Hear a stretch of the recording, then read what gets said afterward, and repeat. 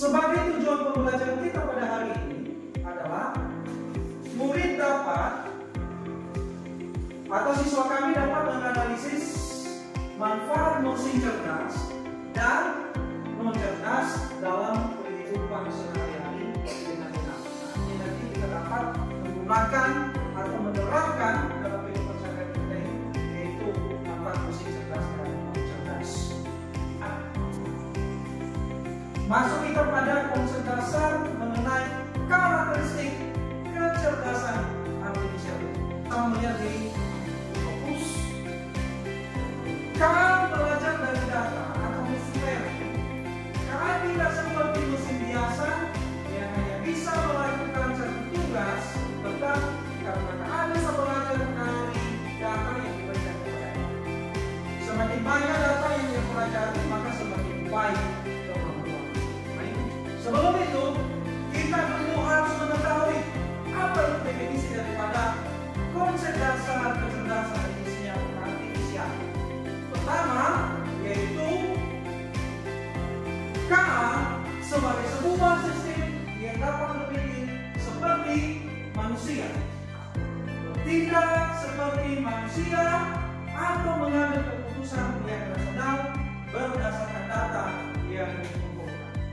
Nah itu dia ciri-cirinya yang pertama. Semakin banyak data, semakin banyak dia bermasalah, maka dia juga semakin baik untuk belajar. Dia mempunyai kemampuan untuk berpikir dan belajar. Kemudian apa ciri-cirinya? Yang keduanya, mampu beradaptasi dan meningkatkan performanya. Nah, dari berbagai tadi data yang kita berikan kepada KAI ini, maka dia itu mampu beradaptasi dan meningkatkan kemampuan. Nah, itu yang ciri-cirinya. Ciri yang ketiga adalah KA bekerja berdasarkan algoritma seperti apa yang kita pelajari sebelumnya. Dan model perspektif, KA bekerja dengan aturan dan langkah-langkah organis. Itu dia karakteristiknya ya. Karakteristik yang keempat, KA mampu mengenal pola dan membuat keputusan secara otomatis. Nah, jadi kali ada dia bisa mengenali pola-pola. Dia dapat membuat keputusan sendiri. Nah, jadi kali ini dapat kita simpulkan bahwa kecerdasan artifisial ini bukannya sedangkan program komputer saja yang biasa. Dia memiliki kemampuan untuk belajar, beradaptasi, mengenal pola, dan membuat keputusan otomatis. Semakin banyak data yang kita pelajari, semakin banyak data yang kita pelajari, maka semakin cerdas dan akurat dalam komunikasi. Ada dua perbandingan mengenai kecerdasan, baik kecerdasan buatan ini, kecerdasan artifisial ini, dan begitu juga dengan kecerdasan manusia. Apa itu yang membedakannya? KAI ini satu, tidak memiliki perasaan. Seperti robot itu tidak memiliki perasaan, hanya mengikuti instruksi manusia. Kalau kita perintahkan, maka dia bekerja. Nah, kita bandingkan dengan manusia. Nah, dia bisa berpikir sendiri dan memiliki perasaan. Kalian mempunyai perasaan di sini?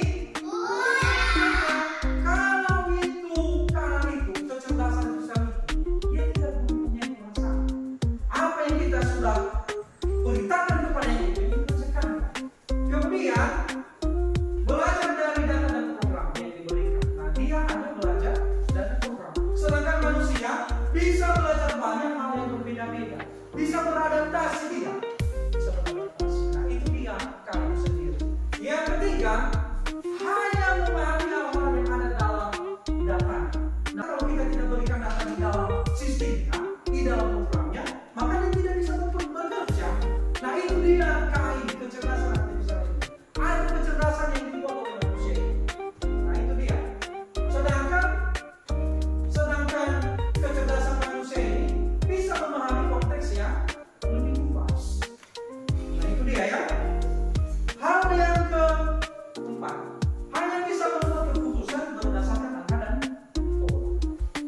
Mesin cerdas. Siapa yang bisa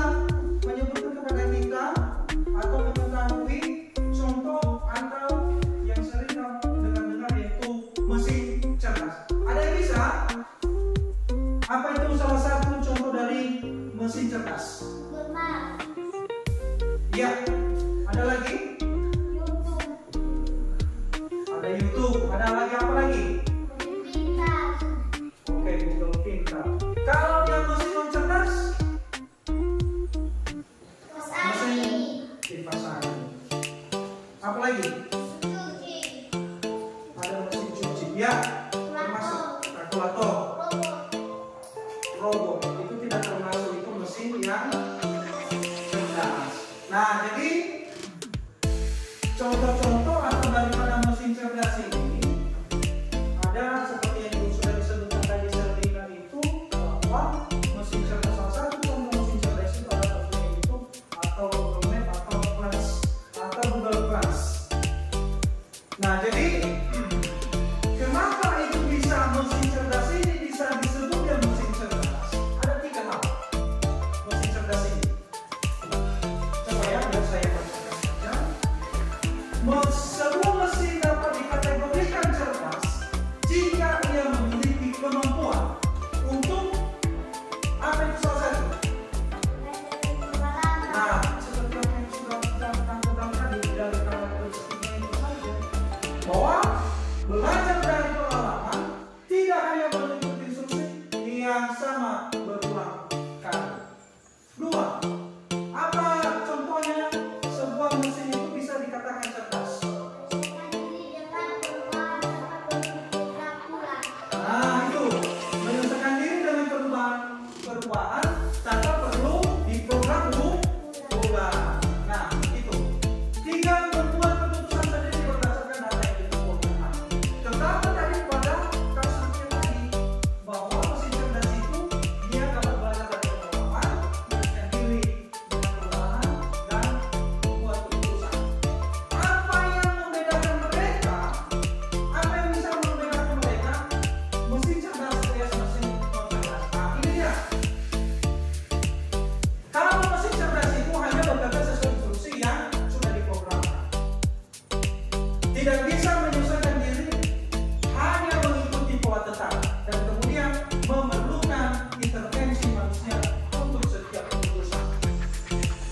Apa itu contoh dari mesin non cerdas? Nah, ini contoh mesin cerdas ini. Ada chatbot, Face ID, Touch ID, Google Map, ada Google Translate, ada Google Pintar, ada YouTube dan CCTV. Nah, dari sini kita bisa melihat bahwa mesin cerdas ini bisa bekerja sesuai dengan yang kita harapkan. Misalnya, kalau dia di Google Map ini, misalnya kita Google Map, misalnya kita pergi ke mall misalnya. Nah, bisa nggak dia menunjukkan jam kalau kita menggunakan Google Map ini?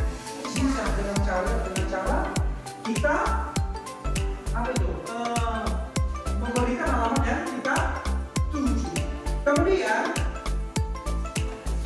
contoh daripada mesin non cerdas, salah satunya adalah kalkulator yang bisa melakukan perhitungan cepat tetapi tidak bisa belajar. Ada lagi, ada kulkas, ada juga rice cooker atau magic seperti ini. Kalau magic begini juga kita masak nasi. Kalau kita bilang masak nasi, ya hanya masak nasi aja sampai dia menjadi makan, bisa menjadi nasi. Nah, itu dia. Kemudian adil dalam penggunaan kecerdasan artifisial. Kemudian ada prinsipnya, menggunakan cara tanpa melanggar hak pengguna. Nah, jadi kita juga harus tidak melanggar hak atau aturan yang sudah diberlakukan mengenai penggunaan perangkat tersebut. Jadi anak-anak kami, itulah hasil daripada rangkuman dari konsep dasar kecerdasan artifisial ini. Jadi kita dari penjelasan Bapak Guru tadi, apakah kalian dapat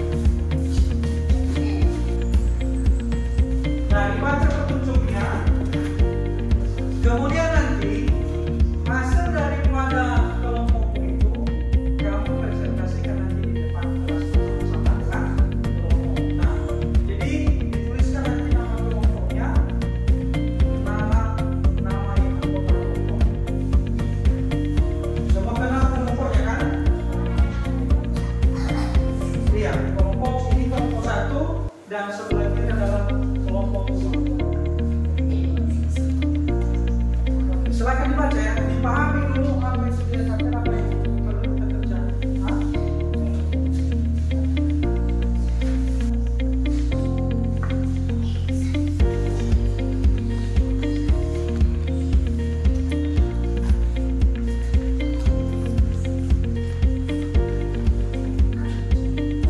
Ada yang sudah siap?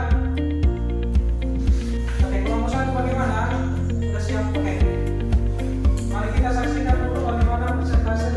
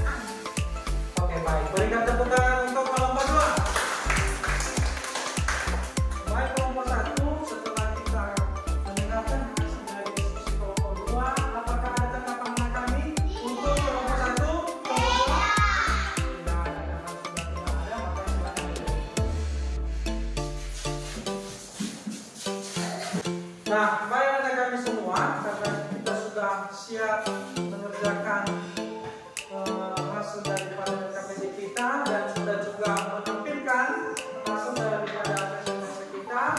Sekarang kita akan melakukan evaluasi.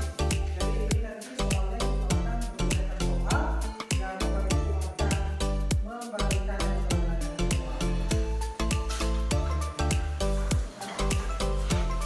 Oke, silakan kerjakan soalnya. Ada soalnya 5 butir. Maka 5 soal dalam bentuk pilihan bergantian. Silakan kerjakan.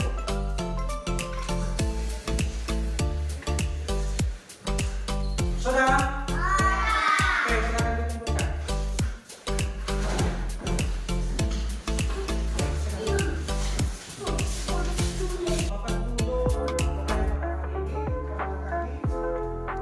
Apa saja yang kalian pelajari hari ini?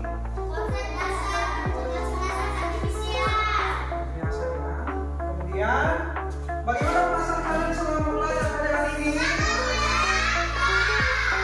Luar biasa ya. Kegiatan apa saja yang kalian sukai pada hari ini? Mempelajari mesin cerdas dan mesin Adakah kegiatan yang kalian tidak sukai hari ini?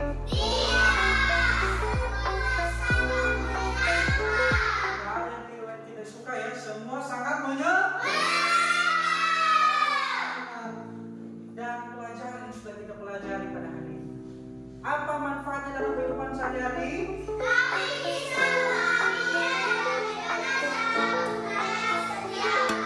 Luar biasa, berikan tepuk tangan.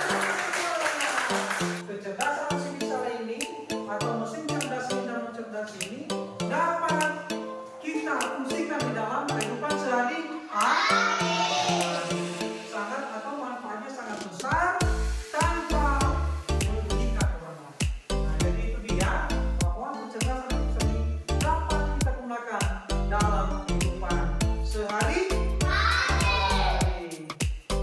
Nah, baik anak-anak, demikian saja materi kita pada hari ini, dan sebagai materi kita selanjutnya nanti yaitu pada pertemuan minggu depan nanti adalah menggunakan atau menjalankan macam-macam mesin cerdas.